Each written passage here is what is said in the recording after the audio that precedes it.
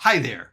In this short video, we're going to be talking about track targeting, marking in and out points, and also making selections within the timeline and how they kind of interact with each other. One common gotcha that I see from avid editors is that oftentimes they'll accidentally select something in the timeline, and then they're trying to do a very precise action using track targeting, using in and out ranges, and they're wondering, why is Premiere ignoring all of that and doing something completely different? Let me show you. So to start with, here I am in my timeline. Currently, I've got all my tracks selected. You can see here I've got V1 through V5. I've got A1 through A7 currently selected. And what I'm going to do, it's actually V1 through V8 from the look of it here. Now, what I'm going to do is I want to make a very precise selection in my timeline.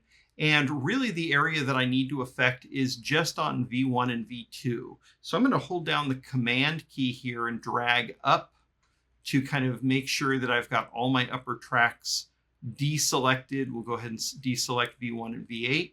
And then in this case, I don't need to do anything with my audio. So I'm going to make sure and go ahead and hold down the Command key again, drag up along here. Make sure that I've got all my audio turned off as well. So now I just have V1 and V2 selected.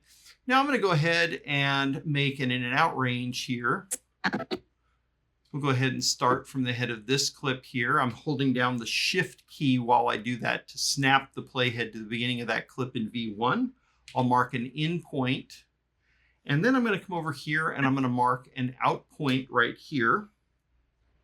Now, let me go ahead and select something completely outside of the range that I have designated here. I'm going to come over here and select this clip, and let's just look at that clip just to see what it is here. Maybe we'll select the clip next to it. That's really, really different. It's very noticeable what that is here.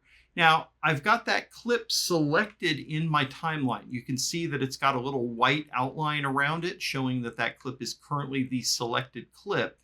And then I'm going to come over here where I've got my in and out range, and I'm going to go ahead and hit Shift U to make a subsequence. This is something I showed in a previous video about how to load part of my timeline into the source monitor. Now you may be looking at that going, wait a minute. I have an in and out range selected. I've gone in and I've selected V1 and V2. What the heck has happened here? It's loaded up a clip that doesn't even exist in the range that I'm currently looking for. Again, what it did was it made a subsequence based on my selection in the timeline. Anytime you have a clip selected in a Premiere timeline, that clip is what Premiere thinks that you want to work with. Selection overrides your in and out marks. It overrides track targeting. And this can be a hard concept to wrap one's brain around, because if you're doing that type of precise work, you may think, hey, Premiere, do what I'm asking you to do here.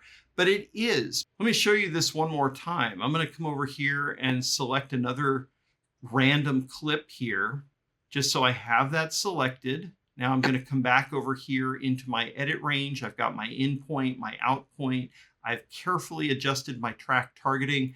Just for the heck of it, I'm also going to add A2 here just to get something extra. And again, I'm going to hit Shift U to copy that. And it's grabbed something completely strange and random from me. Why? Because it's going through and looking at whatever my selection is, and that's what's ending up over in the source monitor, not my in and out range. Now, it's very, very easy to fix this. All I have to do is click away from anything so nothing is selected in the timeline. Or even better, I recommend going into your keyboard shortcuts, and there is a keyboard shortcut called Select all. There it is. Now, I think the default is this Shift Command A, but I kind of like having the something like the F12 key or something very, very easy to remember as a keyboard shortcut for this. So I'm going to go ahead and I'll delete the existing one. I'm just going to leave it as F12 so it's up here. I'll go ahead and click OK.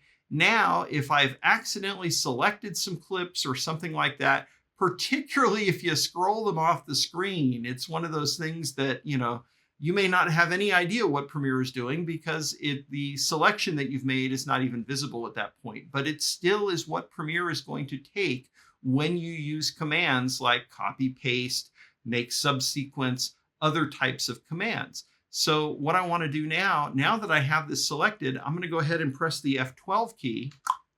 That just clears out that selection. So now when I do Shift U, I actually get the range of clips that I was looking for that I selected within my in and out range.